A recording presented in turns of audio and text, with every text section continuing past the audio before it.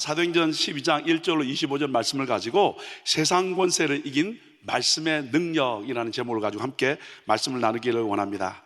사도행전 12장은요 간단하게 말씀드리면 헤롯 왕이 교회를 해하려 하여서 야고보 사도를 죽입니다. 그래서 야고보 사도의 순교가 1절 2절에 나와 있고요, 그리고 3절에서 19절 내용이 뭐냐면 베드로의 체포와 그리고 탈출에 관한 말씀입니다.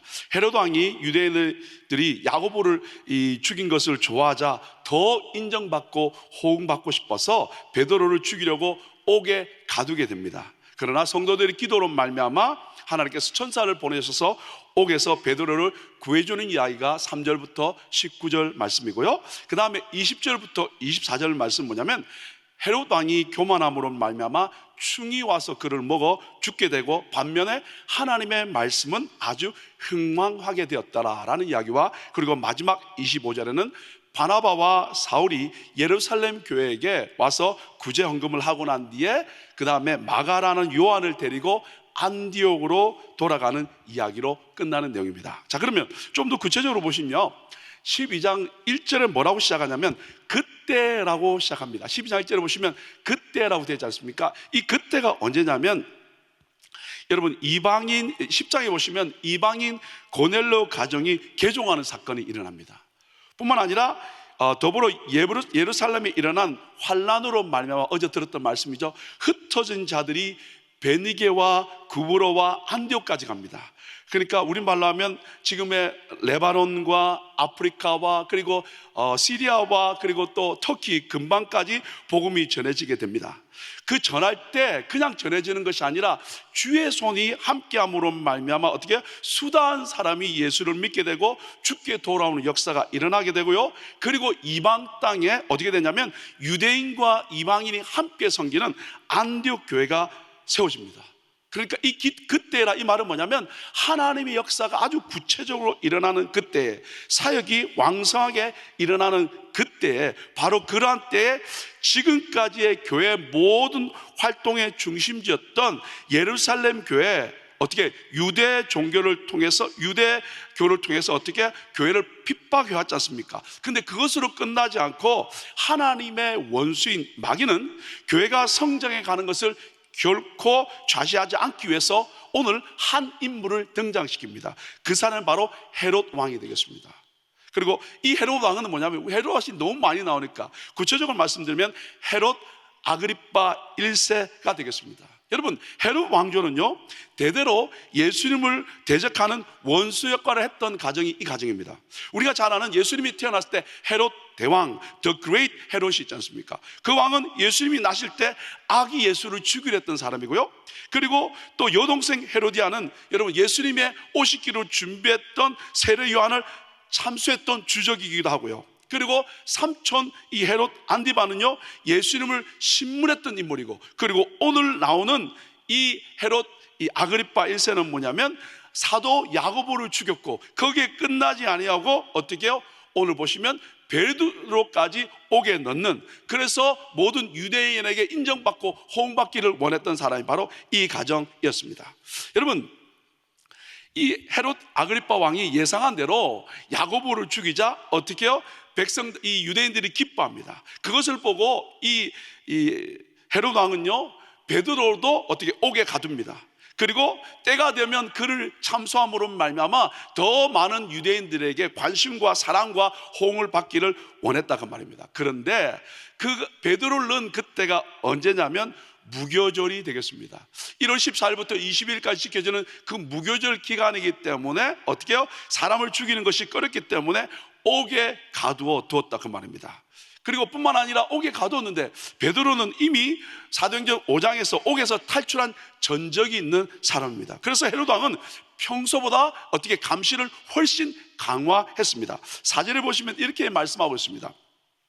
잡음에 옥에 가두어 군사 내식인 네패에게 맡겨 지키고, 이렇게 되었습니다. 결국 뭐냐면 4명의 군사가 한조가 되었고, 그리고 24시간을 내조가 돌아가면서 어떻게 와치하고 있었다 그 말입니다. 요지의 인물이라 그 말이겠죠. 여러분, 이 말은 뭐냐면 이 베드로를 향해서 끝까지 지켜서 그리고 이를 잡아서 그에게서 모든 것을 얻고자 하는 그런 이 헤롯의 마음이 있었겠죠. 베드로는 잡혀 있었지만 교회는 그를 위해서 간절히 하나님께 기도했습니다. 그때 하나님께서 어떻게 하십니까? 6절에 보시면 이렇게 되어 있습니다. 헤롯이 잡아내려고 하는 그 전날 밤에 베드로가 두 군사 틈에서 두 쇠사슬에 매어 누워 자는데 파수꾼들이 문 밖에서 옥을 지키더니 이렇게 되어 있지 않습니까? 결국 어떻게 되냐면 4명이 한 조가 되었는데 두 사람이 어떻게 중간에 베드로를 두고 함께 묶고 있다는 거죠. 팔을 묶었든지 발을 묶었든지 함께 있고, 그리고 옥 안에 있고 옥 밖에는 또 두 사람이 지키고 있었다, 그 말입니다. 그리고 또 나머지 군인들은 어떻게 됐냐면 10절에 가보시면 이렇게 말씀하고 있습니다. 이에 첫째와 둘째 파수를 지나 성으로 통한 쇠문에 이르니, 결국 뭐냐면 첫째는 2명씩 묶고 있고 밖에는 또 2명이 지키고 있고, 그리고 또 그 밖에는 어떻게 아주 강한 쇠문으로 걸어 잠궈져 있었다, 그 말입니다.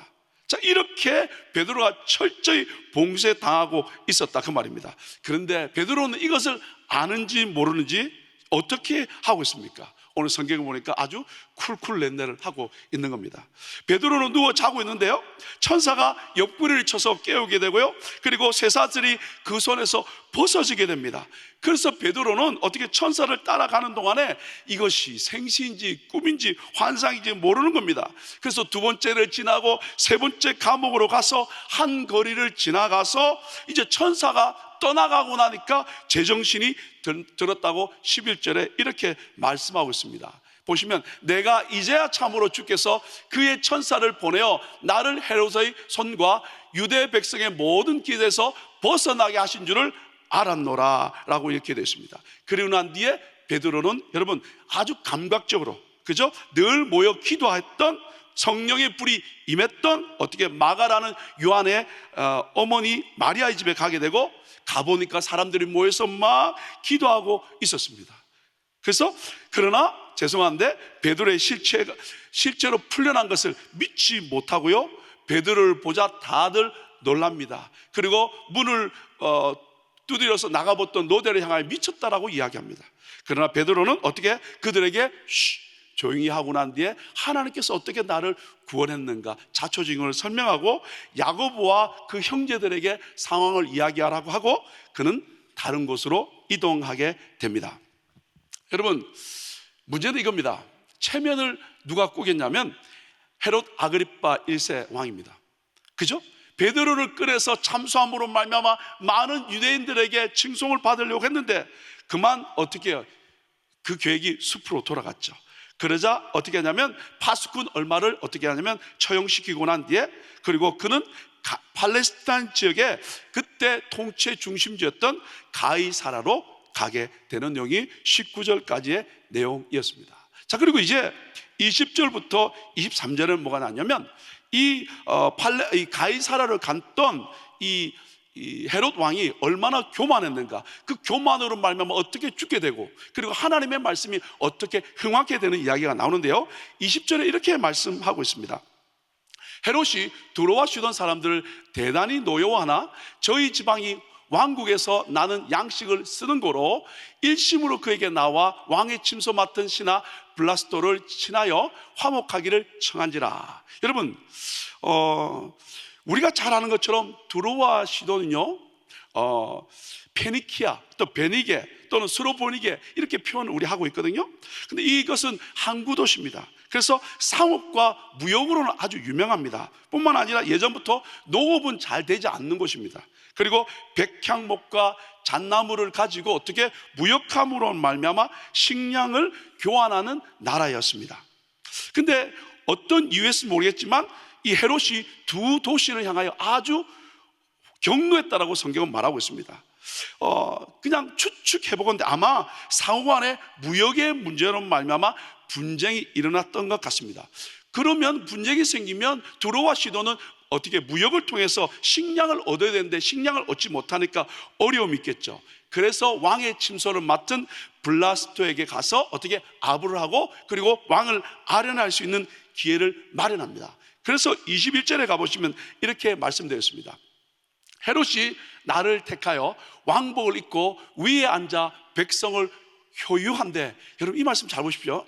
자, 그들이 이렇게 찾아옵니다. 그래서 그 날을 잡아가지고 헤롯이 나를 정합니다. 그리고 왕복을 입습니다. 그리고 보좌에 앉습니다. 그리고 어떻게 백성을 향하여 어떻게 효유했다는 말은 뭐냐면 일장 연설을 했다, 그 말입니다. 여러분, 역사가 이 요세푸스가 이 헤롯 왕의 왕복에 대해서 상세하게 설명한 내용이 있습니다. 그게 뭐냐면, 그의 설명에 따르면 그 옷은 아주 길고요, 그리고 아주 헐겁고, 그리고 은색이었다고 합니다.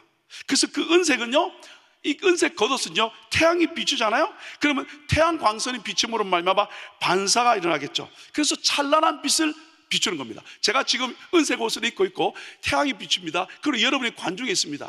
그러면 어떻게 합니까? 내가 높은 보좌에 올라가서 앉아 있고, 그리고 연설을 하면 어떻게 해요? 그것이 반사가 돼서 여러분 눈을 비추겠죠. 이런 상황입니다. 자, 이렇게 되고 나니까 어떻게 해요? 화려한 복장에 많은 사람들이 그를 왕으로 모시고, 그리고 빛을 반사함으로 말미암아 그의 위엄을 모든 사람에게 보이는 아주 멋있는 효과가 되겠죠.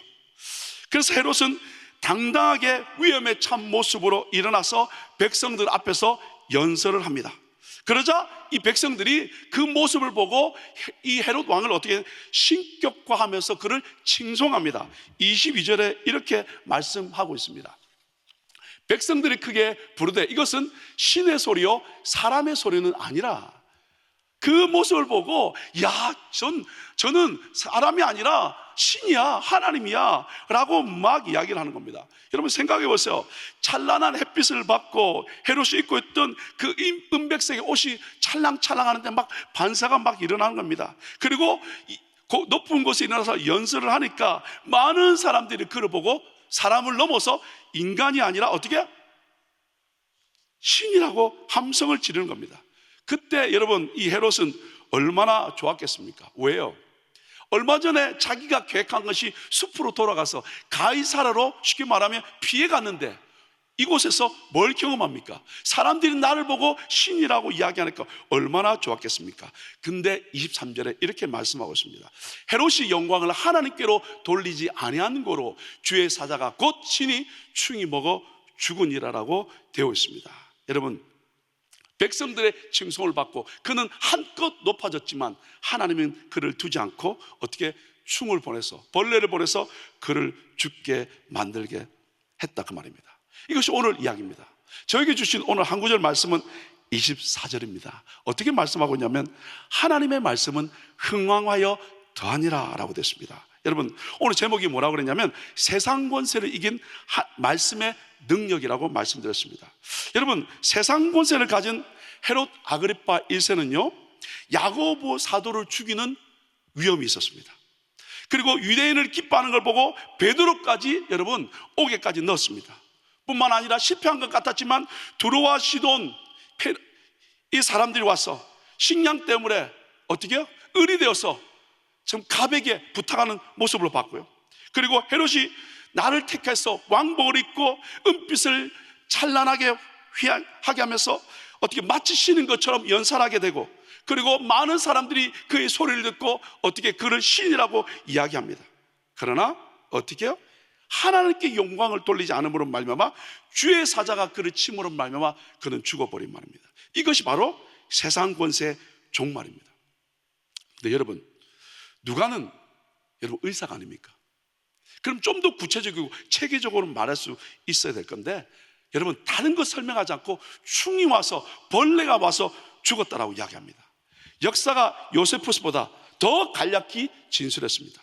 이것은요 누가가 본 그의 죽음의 이유는 의학적인 원인보다는 정말 근본된 원인이 뭐냐면, 하나님의 구속사의 한 부분을 기록하는 역사가로서 헤롯의 죽음이 사도를 죽이고 교회를 박해하고 하나님의 영광을 가로챈 그의 패역함 때문이었다는 거죠. 그래서 다른 어떤 것을 진술하지 않고 충이 와서 죽었다라고 이야기했다, 그 말입니다. 사랑하는 여러분, 오늘 하나님이 세우실 때 하나님의 주신 것을 알지 못하면 어떻게 해요? 끝나는 것이 우리 인생이라, 그 말입니다. 근데 반면에 어제 여러분 보았지 않습니까?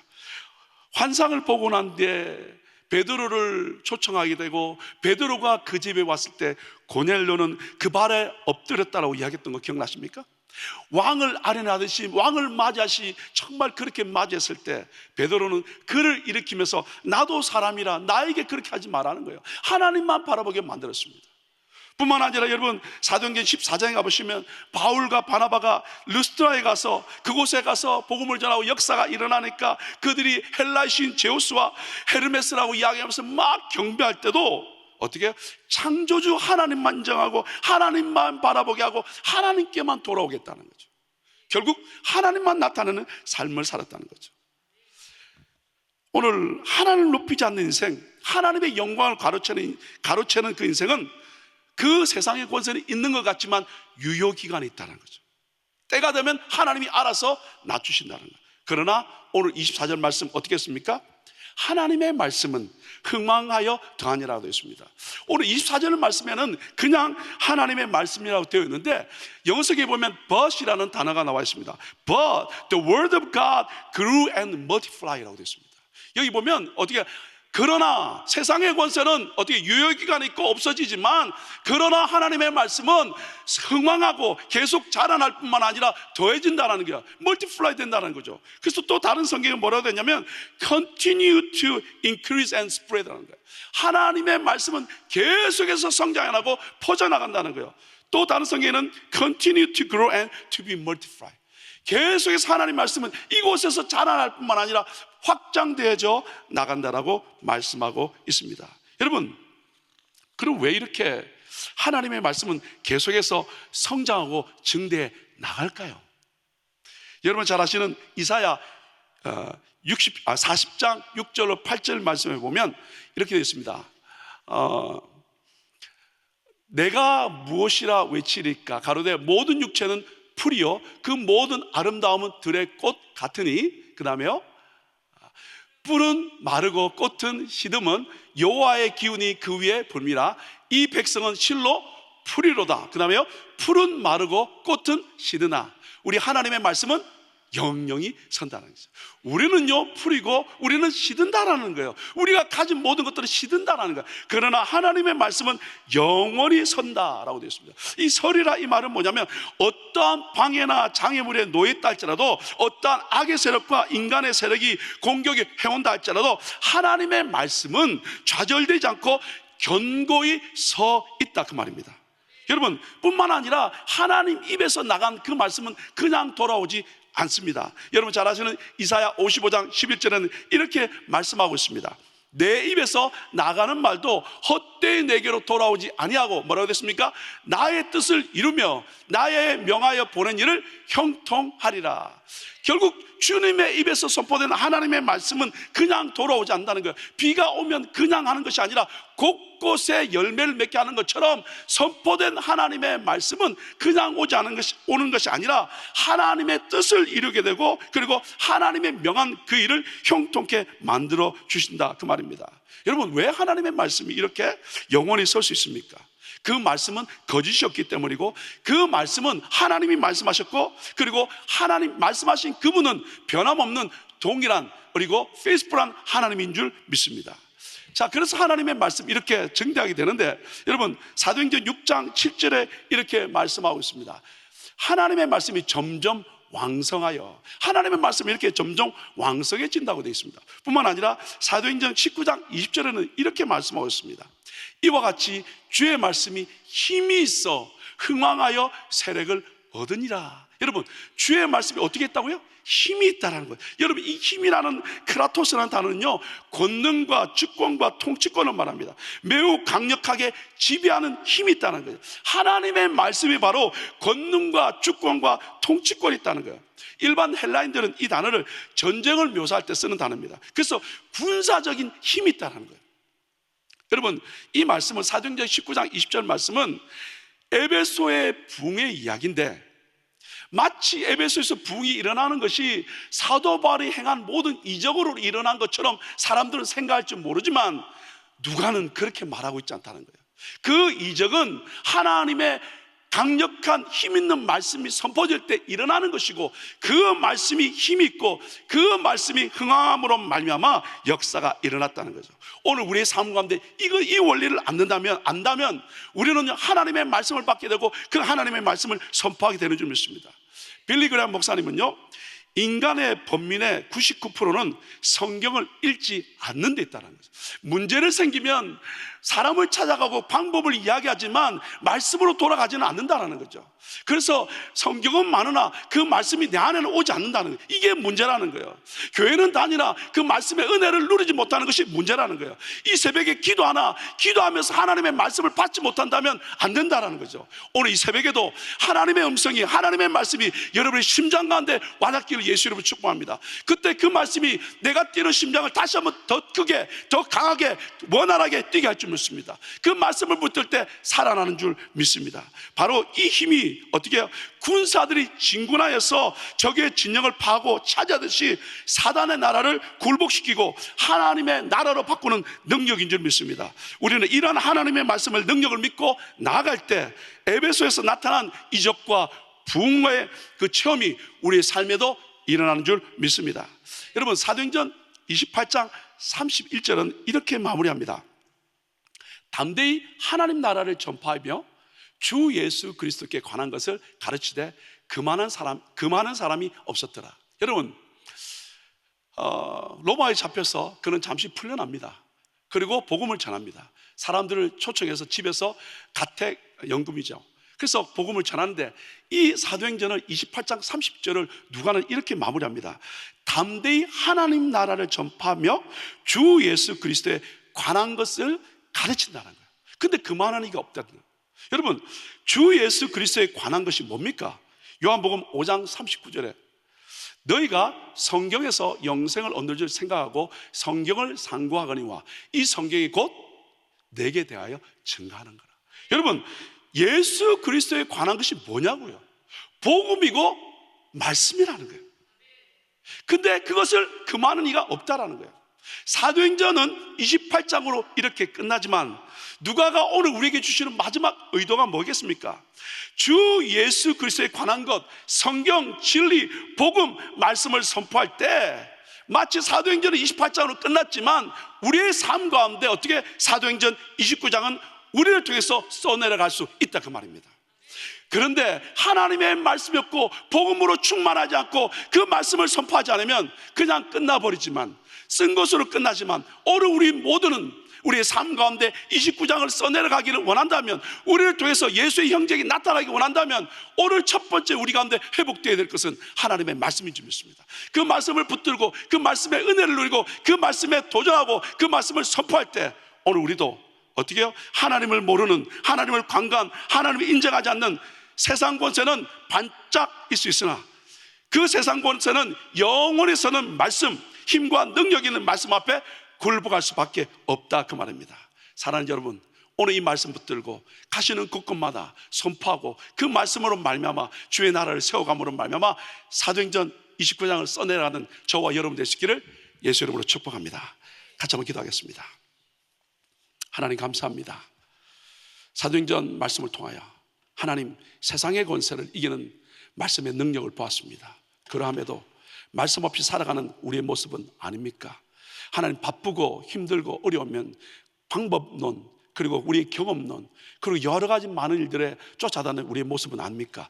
물론 계획하고 준비하고 생각해야 됩니다. 그러나 먼저 말씀을 대하게 하시고, 그리고 말씀의 은혜와 능력을 누리게 하셔서 그 말씀이 나를 살리게 하셔서 그 말씀 붙들고 선포함으로 말미암아 하나님 우리의 삶에서 사도행전 29장의 아름답고 귀한 열매를, 그리고 글들을 써내려갈 수 있는 우리 하루의 삶이 되도록 축복하여 주옵소서. 예수님 이름으로 축복하며 기도 올려옵나이다. 아멘. 우리 함께 찬양하시겠습니다.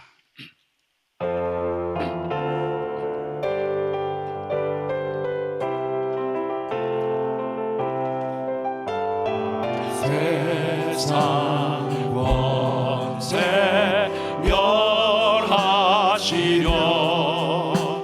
주님 이 땅에 나타나시었네.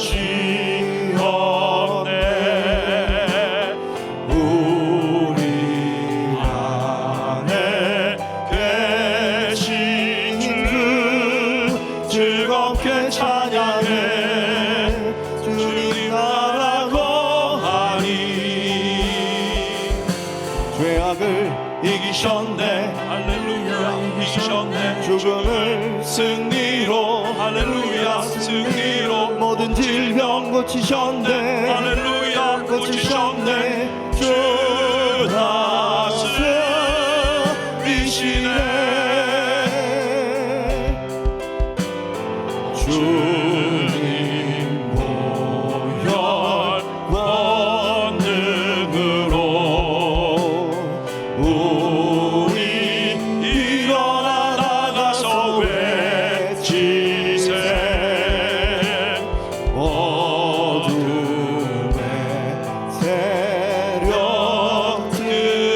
세력들은 모두 물러간대 승리하신 나의 주 죄악을 이기셨네 할렐루야 이기셨네 죽음을 승리로 할렐루야 승리로 모든 질병 고치셨네 할렐루야 고치셨네 주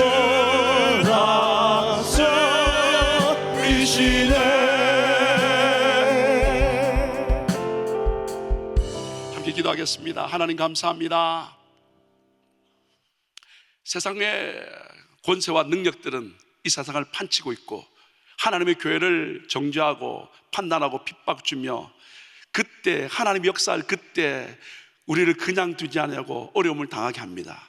그러나 하나님의 말씀 받은 사람들은 주눅들거나 피해가거나 포기하지 않고 능력 있는 그 말씀 붙들고 일어나 빛을 발하는 줄 믿습니다.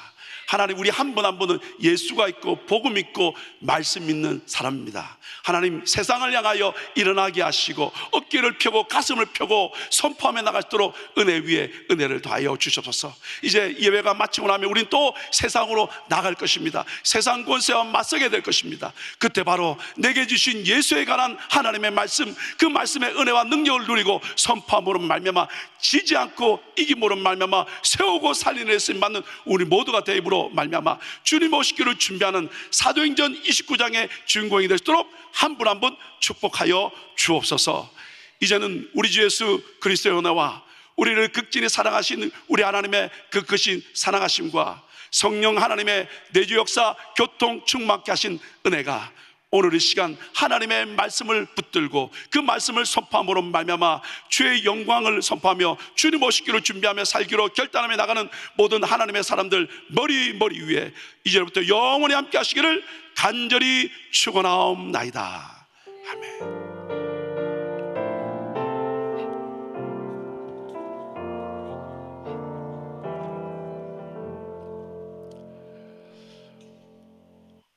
우리 오늘 보시면요, 우리 담임 목사님 GTD 204기 오늘 마지막 날입니다. 우리 귀한 사역 잘 감당하도록 해주시고 말씀드린 것처럼 오늘부터 성도 양육관이 시작됩니다. 오늘 지도자 자질론 우리 목사님 인도하시는데 귀한 말씀을 통해서 지도자들 잘 세우도록 기도해 주시면 좋겠습니다.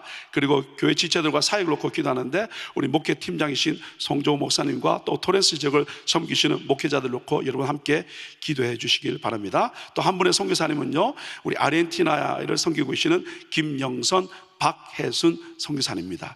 전도사에게 성령님의 역사하심이 있도록 그리고 어떻게 성경이 잘 제작되어서 인쇄될 수 있도록 여러분 기도해 주시면 좋겠습니다. 우리 한번 주의 이름 부르고 기도하시겠습니다. 주여 주여 주여. 하나님 아버지 감사합니다. 이 아침에도 하나님 앞에 우리